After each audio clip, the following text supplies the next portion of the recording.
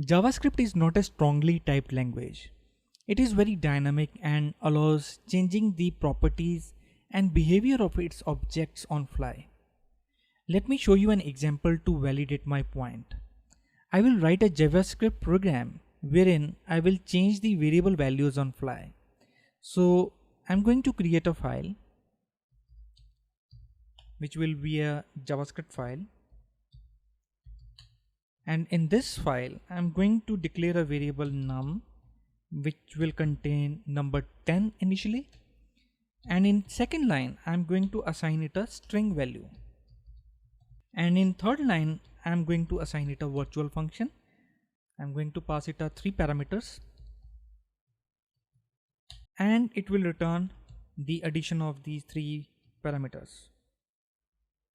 Now I have saved this program. Over here you can see that Visual Studio Code is not showing any kind of error on screen. If I execute this program, you will see that we will not see any kind of error. Now you can see that when we executed this program, we did not see any kind of error because this program is perfectly fine. Now if I copy this program and paste this program in a TypeScript file, which will have the same name, and over here if I save this program, Visual Studio Code is prompting me an error. It says that, you can see that red underline shows that we have a problem over here which says that type string assignment is not assignable to type number because num variable already contains 10, which is of number type, and in second line we cannot assign it some other type. Similarly, we cannot assign virtual function in third line, and it is not allowed.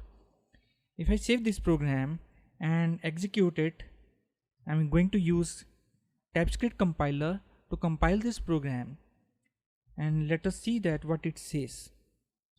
Over here we can see that TypeScript compiler has thrown us an error which says string assignment is not assignable to type number. Similarly, we are getting the error which says that we cannot assign function to this variable. So this is how TypeScript compiler warns us about the error which we have in our program because TypeScript is a strongly typed language. In object-oriented programming, this type of type changing is not allowed because it leads to a lot of problems. When your program grows to large size, this kind of code may produce runtime errors during execution. Let's suppose you wrote a variable that serves some purpose. However, someone in your team used the same variable to contain some other kind of value which will contradict with your own purpose. So this kind of contradiction should not exist in any kind of program. With TypeScript, you will be protected from such contradictions. In addition to this, Visual Studio Code will also prompt you with an error immediately if you are going to make any kind of type errors. And over here you can see that when we compiled this program, it showed us some errors, right? So TypeScript also offers us a feature called syntactic sugar, which checks variable type during the compile time.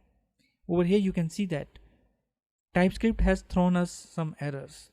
So this is the feature of TypeScript, which is called syntactic sugar. In next lesson, we will further discuss types. So see you in next lesson.